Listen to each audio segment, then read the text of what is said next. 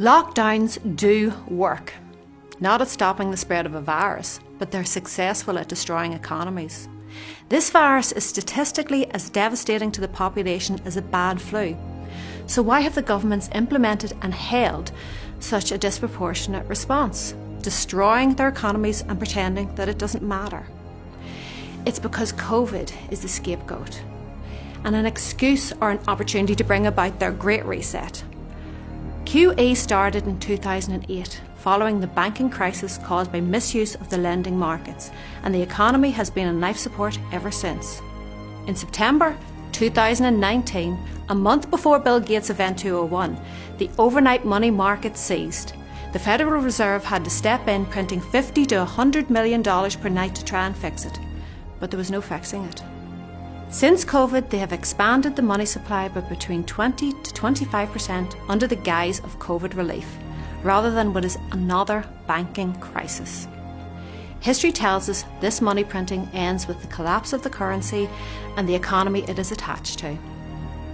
Since 1971, when the dollar as the reserve currency came off the gold standard, all currencies have been fiat. They are backed by nothing and dependent on faith. Only 3% of the money supply is physical notes and coins. The other 97% is debt-based. Debt brings money into existence. You borrow 100,000 and the banks are allowed to create that money from the ether and loan it to you with interest. In the reverse case, it's important that you know that when you deposit money into a bank, it no longer belongs to you. The banks can legally invest 90% of it and they provide you with interest for this. In 2008 we saw bank bailouts, but as of 2014, Ireland and the UK have agreed to bank bail-ins instead, meaning they can legally take your money in a crisis. This is what happened in Cyprus in 2013. The government claims to guarantee a certain amount of deposits, but only hold less than 0.5%, so good luck getting your money back. So the credit markets are under stress. What is the best pressure release valve for the credit markets? To hold back a collapse. It's a weaker economy. This could be part of the reason the economy was shut down. The difficulty they now face in opening back up is when you combine an increase in money supply with an increase in velocity, you're inviting inflation. In 2008, QE was given to the banking sector and large corporations, but in 2020 it was also given to the general public, readily available now to spend. By keeping sectors of the economy closed, you are breaking the velocity. Velocity is the number of times the same amount of money changes hands. An increased velocity will lead to inflation, but it isn't essential for it. Couple this with the inevitable increased demand for debt when the economy does open back up, and people are taking out loans again, and this could pop the debt bubble. This financial system is held together with debt. When you buy a loaf of bread, there could be 10 different transactions of credit to get it to your door between manufacturers, suppliers and distributors. Mathematically, credit is doomed to break, and this will seize the entire economy. This is why the banks were considered too big to fail. If credit isn't functioning, then products won't be created. When the credit market fails, so does the entire economy.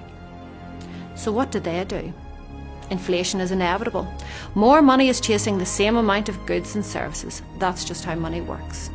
It has been evident in property for a long time, but is recently showing up in commodity prices like lumber, copper, and also in food prices. Inflation initially raises asset prices and then filters down into living costs. The last to inflate is wages, making it increasingly difficult for the less wealthy to buy property, as their wages only meet their living expenses. The government have got themselves into overwhelming debt, so they can't raise interest rates, or they won't be able to service that debt, as they can barely meet the interest requirements. It seems they are planning to let inflation rise, trying to maintain some control over it and inflate away the debt. Inflation is a hidden tax. Just as they inflate away the debt, they inflate away your purchasing power, and you slowly lose everything you've worked for. With inflation and bank bail-ins, they're taking your money. The danger here is hyperinflation if control and faith are lost. Look at Venezuela and Zimbabwe, where currency litters the streets and it has so little purchasing power that it isn't even worth picking up. We are moving into a central bank digital currency. This has already been rolled out in China, with Sweden, Turkey and Iran following. With digital currency, the government have complete control, as it is programmable. It is a loss of your freedom and privacy. They can control velocity by programming it with expiry dates or deciding where in the economy can be spent. They can limit your leisure spending, prohibit you from buying certain items, or only allow spending on basic food items and rent. They can tax and fine directly. They have control. They can incentivise you to spend or save with negative or positive interest rates respectively. How would you implement a control agenda? I would collapse the economy so that there's no independent businesses, therefore making everyone dependent on the state. I'd provide them with a generous universal credit system, then slowly reduce it or inflate it away. The concept of UBI has been about for some years now. Over 80% of jobs that make moderate to low wages are predicted to be automated away by 2030. Humans are becoming surplus to requirement. In the fourth industrial revolution, according to the World Economic Forum, our bodies will be so high-tech we won't be able to distinguish between what's natural and what's artificial. A future of superhumans. It's frightening. They are also proponents of the green energy carbon tax movement, which, if you look into it, is eugenics repackaged. They are telling us that if we pay more taxes and stop eating meat, it will cool down the planet. The middle and working classes will be eroded and replaced with robots, AI and big corporations, and given a basic income.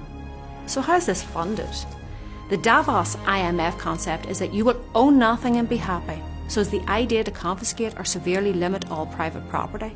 The other option is taxes, but the rich don't pay taxes. The loopholes are designed to be beneficial to them but too costly for us.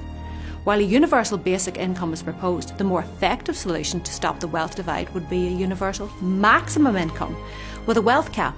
Let them have 20 million, that's a lot of money, they can buy all the houses and yachts that they want. But it would limit their amount of control and influence. This is the biggest heist of wealth transfer in history.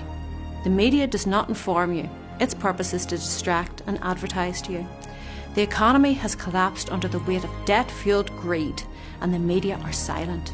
Billionaires have increased their wealth by 28% during the crisis, gained at the expense of small businesses. The stock market is fake, and it is a rigged game, fueled by money printing and doomed to crash. The old world is not coming back. A group of billionaires are deciding how the rest of the world should live, and they have the ear of the government that claims to represent you. When you hear Johnston, Trudeau and Biden say build back better, that is a Davos concept, a collection of non-elected private billionaire influencers. If we submit to a digital currency, we lose control and privacy. This is what you really need to wake up to. Furlough is psychological prepping for UBI. You're not being paid to stay at home. You're being paid not to revolt. If you know that pounds, dollars, etc. are losing purchasing power, why would you keep them? This is why people are moving to hold assets such as silver, gold, land and property instead, and transferring currency to crypto to outrun the inflation that is already becoming evident. There's also a ridiculous increase in shipping costs. COVID impacted the supply chain. China stockpiled containers and the system broke. This led to a problem with stock on shelves. When it is fully operational again, the additional costs will be passed on to the consumer. It would be wise to buy supplies to combat any shortages while the system resets. Better looking at them than looking for them. Hold gold, silver, crypto to maintain a degree of autonomy from the upcoming digital system. I am not a financial advisor. I would advise you to do your own research and find what works for you. The problem is our fiat currency is failing. Thousands have preceded it and they have all failed due to debasement of the currency. We have to be aware of this so we can prepare and work to fight against the oncoming erosion of our freedom and of our privacy.